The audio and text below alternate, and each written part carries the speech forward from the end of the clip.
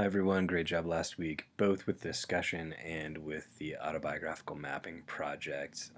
Discussions were much more timely, better participation. That's what I love to see.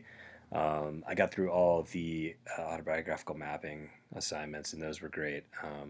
Like I said before, I really love grading those. It's one of the highlights of my year to see you explore your own lives through a new lens that you've just tried on from Ron from Benner and doing it with such grace and insight. It's really, really impressive. If you weren't happy with your grade, you can always redraft the paper. If there's certain sections that were missing or certain sections that need revising, you can only just do those and email them to me as well. Or if you have a different idea for how you want to do that, please reach out to me either via Canvas or via email, and we can figure out a way forward if you want to revise.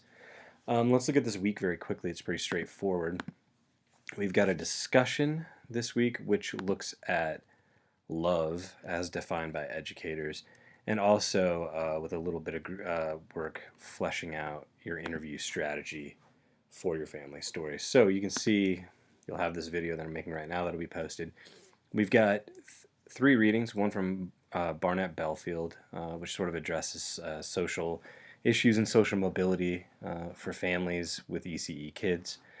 We also have a great article from Miller, Brown, and Hobson, which analyzes Paulo Freire's definition of love. He's one of my favorites, and I think some of the quotes and the analysis in that article are great.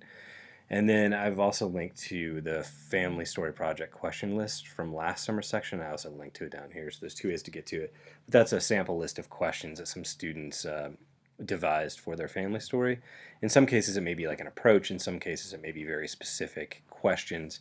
And you'll see here in the last task in the discussion, I do want you to share what you're thinking. And those could be questions that you are going to ask the family or that you did ask the family, or it could even be just approaches. So when I was a journalist, I think in most of the groups I shared a story about my time in journalism last week. But I didn't go in with as many set questions, but I went in with maybe set themes. So I wanted to know about this, and I want to know about this and this.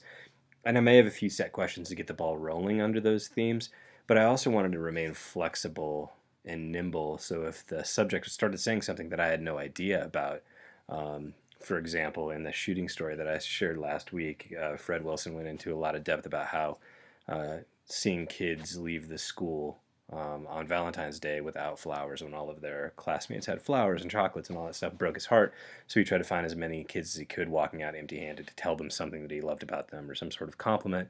That was something I had no idea he was going to take it there, but clearly that was very interesting to me, especially being a shooting victim. Immediately going to empathy and understanding was something very interesting for me, so I wanted to go with that. So I think you could share a list of questions, or you could say, here are like a couple questions I have, but I anticipate maybe some of these areas are going to be right for discussion, or I want to leave some open-ended questions or some places where I can remain flexible so the subject can help guide the conversation as opposed to me as the interviewer guiding the conversation with my questions. So this last task is really open-ended. Like I said, it could be a list, could be a more amorphous map of what you're thinking, or just a brief description of how you're approaching the interview. If you've already done the interview, this would be a great place for you to share some of your experiences from that interview.